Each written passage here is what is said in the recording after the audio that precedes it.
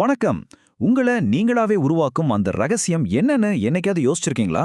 நம்ம உடலோட ஒட்டுமொத்த செயல்பாட்டையும் கட்டுப்படுத்துற அந்த மாஸ்டர் வழிகாட்டி கையேடு, அதாவது குரோமோசோம் பத்தின இந்த பிரத்யேகமான விளக்க தொகுப்புக்கு உங்கள வரவேற்கிறேன். இது சும்மா ஏதோ ஒரு உயிரியல் பாடம் கிடையாது. நம்மளோட ஆழமான ரகசியங்களை உடைக்க போற ஒரு எக்ஸைட்டிங்கான பயணம். சரி, நேரா விஷயத்துக்குள்ள போயிடலாமா? கொஞ்சம் கற்பனை செஞ்சு பாருங்க. ஈகோலை அப்படிங்கிற ஒரு சின்ன ஒற்றை செல் பாக்டீரியாவோட டிஎன்ஏவை முழுசா பிரிச்சு நீட்டினா அது கரெக்டா 1 மில்லிமீட்டர் நீளம் இருக்கும். மைக்ரோஸ்கோப்ல மட்டுமே பார்க்கக்கூடிய ஒரு சின்ன நுண்ணுயிரிக்குள்ள இவ்ளோ நீளமான ஒரு நூல் எப்படிங்க கச்சிதமா உள்ள உட்கார முடியும்? ஆச்சரியமா இருக்குல்ல? இங்க தான் சூப்பர் காயிலிங் அப்படிங்கிற ஒரு பிரம்மாண்டமான உயிரியல் மேஜிக் நடக்குது. அந்த மிகச்சிறிய நூல் தன்னை தானே பல முறை ரொம்ப நெருக்கமா முறுக்கி மடிச்சு சுருட்டிக்குது. இப்படி சுருங்குறதுனால தான் அந்த ஒட்டுமொத்த மரபணு தகவல்களையும் சுமந்துகிட்டு அதால ஒரு நுண்ணிய செல்லுக்குள்ள அவ்வளோ அழகா பொருந்திருக்க முடியுது. சரி, இப்போ பகுதி 1, புத்தகத்தின் கட்டமைப்பு, அதாவது குரோமோசோமின் உடற்கூறியல் பத்தி பார்க்கலாம். 1888ல வால்டயர் அப்படிங்கிற சயின்டிஸ்ட் தான் இதுக்கு குரோமோசோம் அப்படின்னு பேர் வச்சாரு. கிரேக்க மொழியில குரோமா அப்படின்னா நிறம், சோமா அப்படின்னா உடல்.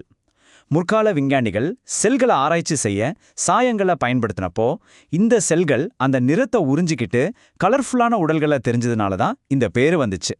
நம்ம செல் பிரியும் போதெல்லாம் சாதாரணமா ஜல்லி மாதிரி கொலகொலன் இருக்கிற குரோமாட்டின் வலைப்பின்னல் சுருங்கி நம்ம மரபணுக்களை சுமந்துட்டு போற ஒரு நேர்த்தியான ரொம்ப ஸ்ட்ரக்சரான பௌதீக அமைப்பா இது மாறிடுது. நிஜமாவே இது ஒரு மாஸ்டர் பீஸ் தாங்க. இப்போ பரிணாம வளர்ச்சியில செல்கள் எப்படி அப்டேட் ஆச்சுன்னு பாருங்க. சிம்பிளான வட்ட வடிவ பாக்டீரியா டிஎன்ஏவுக்கும் ரொம்பவே சிக்கலான நம்ம யூகாரியோட்டிக் குரோமோசோம்களுக்கும் நிறையவே வித்தியாசங்கள் இருக்கு. பாக்டீரியாவில் எந்த ஒரு பாதுகாப்பான சவ்வும் இல்ல, அதோட டிஎன்ஏ சும்மா அப்படியே இருக்கும். ஆனா நம்ம செல்கள் அப்படி கிடையாது. நம்ம டிஎன்ஏ ஹிஸ்டோன் புரதங்கள் கூட ரொம்ப நேர்த்தியா இணைக்கப்பட்டு உட்கரு சவ்வு அப்படிங்கிற ஒரு பாதுகாப்பான அறைக்குள்ள விஐபி மாதிரி பத்திரமா வைக்கப்பட்டிருக்கு. இதை இன்னும் கொஞ்சம் ஜூம் பண்ணி பார்த்தா ஒரு நூல்ல சின்ன சின்ன மணிகளை நெருக்கமா கோர்த்து வச்சா எப்படி இருக்கும், அதே மாதிரி தான் நம்ம டிஎன்ஏவும் ரொம்ப அழகா சுருண்டு இருக்கு. குறிப்பா 8 ஹிஸ்டோன் புரதங்களை கொண்ட ஒரு மையக்கருவை சுத்தி டிஎன்ஏ தன்னை முழுமையா சுத்திக்குது. இந்த எண்கோண புரத அமைப்பை சுத்தி வளைஞ்சு உருவாகிற இந்த கியூட்டான அமைப்புக்கு பேர் தான் நியூக்ளியோசோம். இப்படி மணிகள் மாதிரி மடிஞ்சு சுருங்குறதுனால தான் கிட்டத்தட்ட 2 மீட்டர் நீளமுள்ள மனித டிஎன்ஏயால் கண்ணுக்கே தெரியாத ஒரு சின்ன செல்லுக்குள்ள கச்சிதமா பேக் ஆக முடியுது. 46 இது சாதாரண நம்பர் இல்லைங்க. மனித இனத்தோட நிலைத்தன்மையை உறுதி செய்யற மேஜிக் நம்பர். ஒவ்வொரு மனித டிப்ளாய்டு உடல் செல்லிலையும் கரெக்டா 46 குரோமோசோம்கள் இருக்கு. இது 22 ஜோடி ஆட்டோசோம்களாவும் ஒரு ஜோடி ஸ்பெஷலான செக்ஸ் குரோமோசோமாவும் ஜோடி சேருது. அம்மா கிட்ட இருந்து 23, அப்பா கிட்ட இருந்து 23ன்னு மிகச்சரியா கிடைச்சு இந்த 46 அப்படிங்கிற எண்ணிக்கை மெயின்டைன் ஆகிறதுனால தான் மனித இனம் பல தலைமுறைகளா தன்னோட தனித்துவமான சிறப்பியல்புகளை தக்க வச்சுக்கிட்டே வருது. இந்த இடத்துல நம்ம பாலினத்தை நிர்ணயிக்கிற செக்ஸ் குரோமோசோம்களுக்கு இடையில இருக்கிற வித்தியாசத்தை பார்த்தீங்கன்னா நீங்களே ஷாக் ஆயிடுவீங்க. எக்ஸ் குரோமோசோம் பார்த்தீங்கன்னா 165 மெகாபேஸ் அளவுல சுமார் 1000 மரபணுக்களை கொண்ட ஒரு பிரம்மாண்டமான லைப்ரரி மாதிரி இருக்கும். ஆனா அந்த ஒய் குரோமோசோம் இருக்கே, அது வெறும் 60 மரபணுக்களை மட்டுமே கொண்ட ஒரு சின்ன நோட்டீஸ் மாதிரி, ரொம்ப குட்டி. ஆனா என்ன ஆச்சரியம்னா, இவ்வளவு சின்னதா இருக்கிற இந்த ஒய் குரோமோசோம்ல உள்ள எஸ்ஆர்ஒய் அப்படிங்கிற ஒரு அத்தியாவசியமான மரபணு தான் ஒரு கரு ஆணா உருவாகிறதுக்கான மிக முக்கியமான சிக்னலையே கொடுக்குது. சைஸ் சின்னதா இருந்தாலும் அதோட வேலை எவ்வளவு பெருசு பாத்தீங்களா? அடுத்து பகுதி 2, நகலெடுக்கும் செயல்முறை, அதாவது மைட்டாசிஸ் மற்றும் மியாசிஸ் பத்தி தெரிஞ்சுக்கலாம். எந்த ஒரு முக்கியமான மேனுவலா இருந்தாலும் அதை அடிக்கடி காப்பி எடுக்க வேண்டியது அவசியம் தானே? நம்ம உடம்பும் அதைத்தான் தொடர்ந்து செஞ்சுக்கிட்டு இருக்கு. இதனாலதான் அடிபட்டு டேமேஜ் ஆன நரம்பு செல்களை கூட நம்ம நியூரல் ஸ்டெம் செல்களால ரீப்ளேஸ் பண்ணி புது செல்களை உருவாக்க முடியுது. செல்கள் பிரியும் போது 2 வகையான டெக்னிக் யூஸ் பண்ணுது. உடம்போட வளர்ச்சிக்காக நடக்கிற மைட்டாசிஸ் பகுப்புல தாய் செல் மாதிரியே குரோமோசோம் எண்ணிக்கை கொஞ்சம் கூட மாறாத 100% ஒரே மாதிரியான ஜெராக்ஸ் காப்பிகள், அதாவது குளோன்கள் உருவாகுது. ஆனா இனப்பெருக்கத்துக்கால நடக்கிற மியாசிஸ் பகுப்புல குரோமோசோம்களோட எண்ணிக்கை சரிபாதியா குறைக்கப்பட்டு மரபணு ரீதியா முற்றிலும் வேறுபட்ட 4 புது செல்கள் உருவாகுது. இந்த மியாசிஸ் பகுப்புல எப்படி மரபணுக்கள் எல்லாம் ஒன்னா கலந்து புது புது கேரக்டர்ஸ் உருவாகுதுன்னு தெரியுமா? இதுக்கு பின்னாடி ஒரு துல்லியமான 4 ஸ்டெப் மெக்கானிசம் இருக்கு. முதல்ல சினாப்சிஸ்ல ஒத்த குரோமோசோம்கள் ரொம்ப நெருக்கமா ஜோடி சேரும். அப்புறம் டெட்ராட் உருவாக்கம்ல 4 குரோமேட்டிட்களா அது பிரியும். இதுக்கு பிறகுதான் அந்த கிளைமேக்ஸ் சீன் நடக்கும், அதாவது கிராஸ்ஓவர். கயாஸ்மேட்டா அப்படிங்கிற அந்த எக்ஸ் வடிவ புள்ளிகள்ல 2 குரோமோசோம்களும் தங்களோட டிஎன்ஏ துண்டுகளை உடைச்சு எக்ஸ்சேஞ்ச் பண்ணிக்கும். கடைசியா முனைகளுக்கு நகர்ந்து அவையெல்லாம் தனித்தனியா பிரிஞ்சிடும். இந்த மரபணு பொடிமாற்றம் நடக்கிறதுனால தான் உலகத்தில் இருக்கிற ஒவ்வொரு மனுஷனும் ஒருத்தர் மாதிரி இன்னொருத்தர் இல்லாம ரொம்பவே யுனிக்கா தனித்துவமா பிறக்கிறோம். ஆனா ஒரு நிமிஷம், இந்த மரபணு கையேட்டில் இருக்கிற எல்லா பக்கங்களையும் நம்ம உடம்பு படிக்கிறதே கிடையாது. இப்படி செயல்படாத சில பகுதிகளை பொதுவா ஜங்க் டிஎன்ஏன்னு சொல்லுவாங்க. அறிவியல்ல இதுக்கு சியூடோ ஜீன்கள் அப்படின்னு பேரு.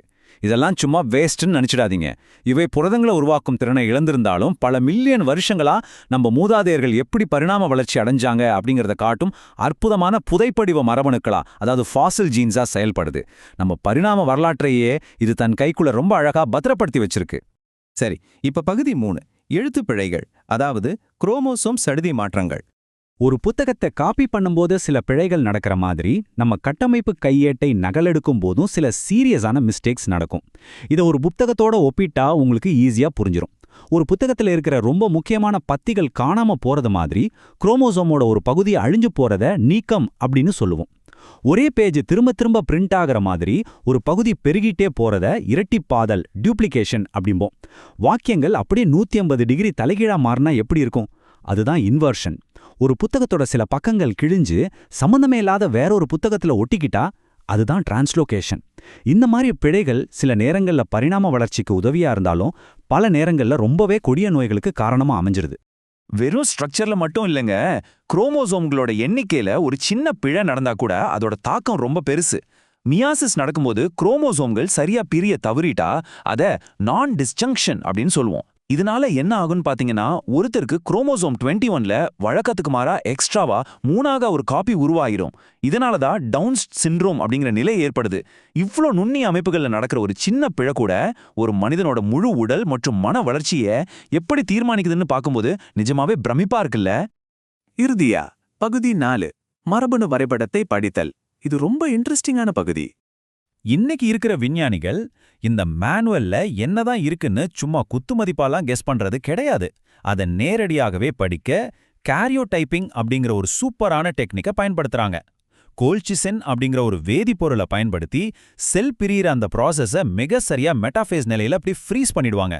ஏன் குறிப்பா மெட்டாஃபேஸ்ல நிறுத்தணும்னு கேக்குறீங்களா? அந்த ஸ்டேஜ்ல தான் குரோமோசோம்கள் ரொம்ப அடர்த்தியா நல்லா சுருங்கி மைக்ரோஸ்கோப்ல போட்டோ எடுக்கிற அளவுக்கு ரொம்ப கிளியரா தெரியும். இதன் மூலமா நம்ம மரபணு குறைபாடுகளை கண்ணால பார்த்து துல்லியமா கண்டுபிடிக்க முடியுது. இதுல ஒரு செம்ம ஃபன்னான சயின்ஸ் ஃபேக்ட் என்னன்னா, எல்லா குரோமோசோம்களுமே கண்ணுக்கு தெரியாத அளவுக்கு ரொம்ப சின்னதுன்னு நினைச்சிடாதீங்க. சில பூச்சிகள், அப்புறம் தண்ணிலையும் நிலத்திலையும் வாழ்ற சில உயிரினங்கள்ல பிரம்மாண்டமான ஸ்பெஷல் குரோமோசோம்கள் இருக்கு. ட்ரோசோஃபில்லா பழைய ஈக்களோட உமிழ்நீர் சுரப்பிகள்ல இருக்கிற பாலித்தீன் குரோமோசோம்களா இருக்கட்டும், இல்ல சாலமண்டர் மாதிரியான உயிரினங்கள்ல பார்க்கறதுக்கே விளக்கு சுத்தம் செய்யற பிரஷ் மாதிரி ரொம்ப கியூட்டா இருக்கிற லேம்ப் பிரஷ் குரோமோசோம்களா இருக்கட்டும், இதெல்லாம் இயற்கையோட விசித்திரமான ஆச்சரியமான படைப்புகள் தாங்க. இப்போ நம்ம குரோமோசோம்களோட முனைகள்ல இருக்கிற டீலோமேர்கள் பத்தி பார்ப்போம். இது எப்படி செயல்படுது தெரியுமா? நம்ம ஷூ லேஸ் பிசிறு தட்டாம இருக்க முனையில ஒரு பிளாஸ்டிக் கவர் கொடுத்துருப்பாங்க இல்லையா? எக்ஸாக்டா அதே வேலை தான். இந்த டீலோமேர்கள் 5TTRGG3 அப்படிங்கிற குறிப்பிட்ட டிஎன்ஏ வரிசைகளை திரும்ப திரும்ப கொண்டு குரோமோசோம் முனைகள் டேமேஜ் ஆகாம ஒரு செக்யூரிட்டி கார்டு மாதிரி பாதுகாக்குது. ஆனா நமக்கு வயசாக செல்கள் பிரிகிற ஒவ்வொரு தடவையும் இந்த டீலோமேர்களோட நீளம் தேஞ்சிக்கிட்டே வரும். இது எப்படி தேயுது, இதோட ஆயுள் எப்படி முடியுதுன்னு ஆராய்ச்சி பண்றது மூலமா மனித முதுமை அப்புறம் கேன்சர் மாதிரியான நோய்களுக்கான ரொம்ப முக்கியமான ரகசியங்களை நம்மால புரிஞ்சுக்க முடியுது. இப்ப நாம ஒரு முக்கியமான கட்டத்துக்கு வந்திருக்கோம். ரொம்ப துல்லியமான CRISPR-Cas9 ஜீன் எடிட்டிங் தொழில்நுட்பம் மூலமாவும் டீலோமேர் முனிகளை பராமரிக்கிற டீலோமெரேஸ் ஆய்வுகள் மூலமாவும் நம்ம மரபணு கையேட்டை நாமே திருத்தி எழுதுற அளவுக்கு அந்த அபாரமான சக்தியை நாம இன்னைக்கு நெருங்கிட்டோம். குரோமோசோமையே மாற்றி அமைக்கக்கூடிய நம்மளோட இந்த சக்தி ஒட்டுமொத்த மனிதகுலத்தோட எதிர்காலத்தையும் பரிணாம வளர்ச்சியின் திசையையும் கடைசியில எப்படி மாத்தப் போகுது? இது ஒரு சாதாரண கேள்வி இல்லைங்க, நம்மளோட எதிர்காலத்தையே தீர்மானிக்க போற மாபெரும் கேள்வி. இதை பத்தி யோசிச்சுக்கிட்டே இருங்க. இந்த விளக்கத் தொகுப்பு உங்களுக்கு ரொம்பவே பயனுள்ளதா இருந்திருக்கும்னு நம்புறேன். தொடர்ந்து தேடுங்க, கற்றுக்கொண்டே இருங்க.